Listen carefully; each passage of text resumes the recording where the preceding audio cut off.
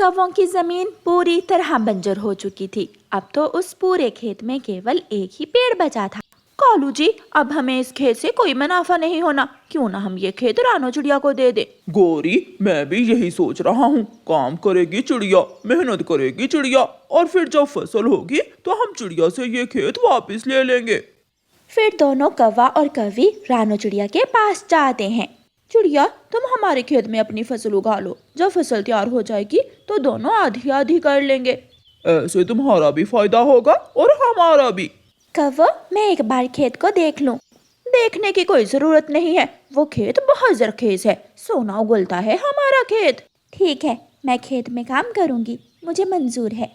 और रानो चिड़िया कौवों के खेत की तरफ जाती है। यहाँ तो दूर दूर तक कोई पौधा नहीं है, सारा खेत खाली पड़ा है।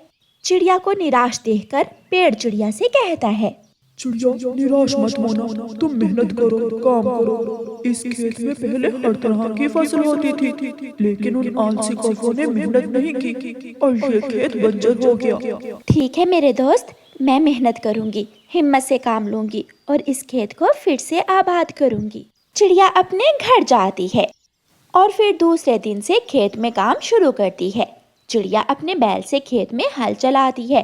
चिड़िया सारा दिन खेत में काम करती है। तोता चिड़िया के पास आता है। चिड़िया, क्यों मेहनत कर रही हो? ये खेत कभी आबाद नहीं होगा, ये बंजर खेत है, मेहनत का कोई फायदा नहीं होगा। तोते, मैं जानती हूँ कि ये खेत बंजर है, लेकिन मेहनत कभी जाया नहीं होती। मुझे विश्वास है, मुझे मेरी मेहनत का फल जरूर मिलेगा।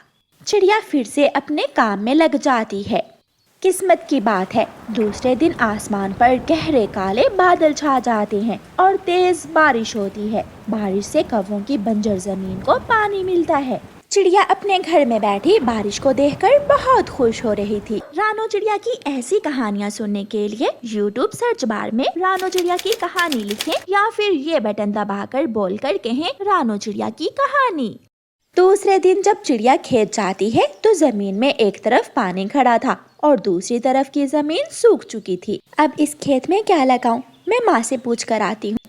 चिड़िया अपनी माँ के पास जाती है और अपनी माँ को जाकर सारी बात बताती है। माँ, मुझे समझ नहीं आ रही कि मैं खेत में क्या लगाऊं।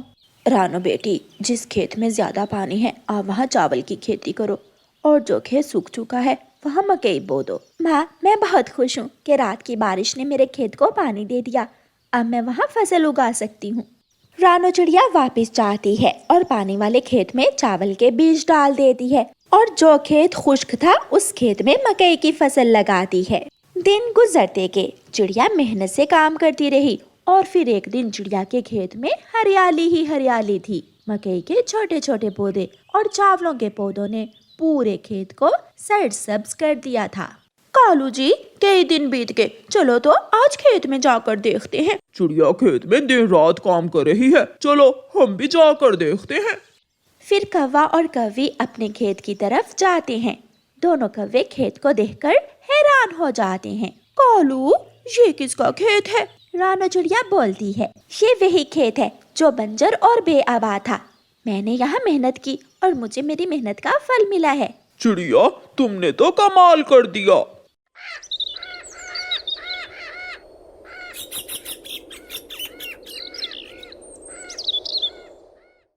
कुछ दिनों के बाद चावलों के पौधों पर सिट्टे लग जाते हैं और मकई के पौधों पर मकई के भुट्टे। अब चिड़िया की फसल पानी मांग रही थी। चिड़िया बहुत परेशान हो जाती है। अगर मैंने फसल को पानी न दिया तो सारी मेहनत मिट्टी में मिल जाएगी। चिड़िया को परेशान देखकर पेड़ बोलता है, चिड़िया हवाओं की दिशा बता रही है कि पास ही बादल हैं, आप बादलों के पास जाओ और उनको बता दो कि आपकी फसल सूख रही है। पेड़ जी, आपने हमेशा मुझे हिम्मत दी, मैं जब भी परेशान हुई आपने मुझे उम्मीद दिलाई। चिड़िया उड़ती है और उड़ते उड़ते बादलों के पास पहुंच जाती है।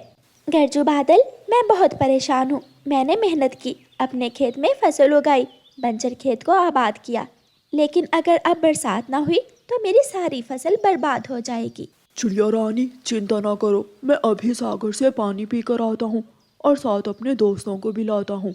आज रात हम तुम्हारे खेत को जल थल कर देंगे। चिड़िया की आंखों में खुशी थी।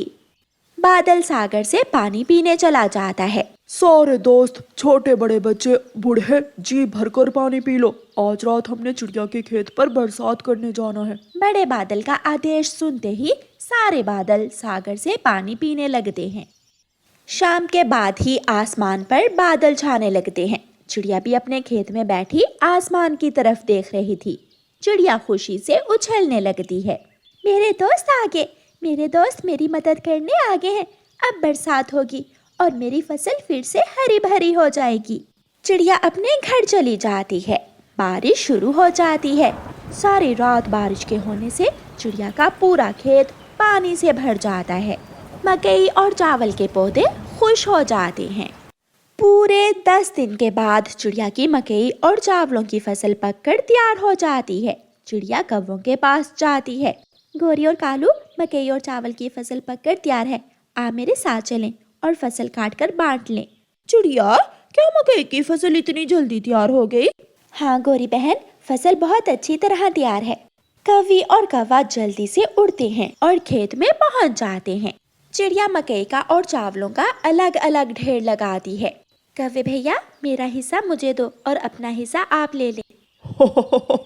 कौन सा तुम्हारा हिस्सा? ये खेत हमारा है और इस खेत की फसल भी हमारी है। चलो चलो, भाग यहाँ से। ये न्याय नहीं है, मैं नहीं जाऊंगी। मैंने दिन रात मेहनत की, दिन रात एक करके खेत में काम किया और अब आखिर में तुम दोनों मुझे धोखा दे रहे हो। चिड़िया रोने लग जाती है। चिड़िया को रोता हुआ देखकर वहाँ तोता आ जाता है। चिड़िया का हक मैं चिड़िया को लेकर दूंगा। पीछे ही कबूतर भी आ जाता है। जिसने दिन रात मेहनत की, उसे मेहनत का सिला जरूर मिलेगा। हम नहीं मानते, ये खेत हमारा है। लेकिन जब बड़ी चील वहाँ आती है तो कौवा और कौवी डर जाते हैं। काले कौवो, तुम दोनों दिल के भी काले हो। पहले तुम्हारे इस खेत में एक दाना भी नहीं उगता था और अब तुम्हें आधी फसल बैठे बिठाए मिल रही है। क्यों इतने लालची हो गए हो कि दूसरों का हक भी छीन रहे हो? पक्षी एक साथ थे और कौवे डर जाते हैं। मैं तो मजाक कर रही थी। आप सभी हमें हमारी फसल बांट कर दे दें। फिर चील तराजू से फसल 2 हिस्सों में बांट देती है। कौवे अपने हिस्से की इतनी सारी फसल देखकर बहुत खुश होते हैं। चिड़िया, सच्ची बात है, तुम्हारी मेहनत का सिला तुम्हें मिला है। हमें माफ कर दो जो हमारे दिलों में लालच आ गया।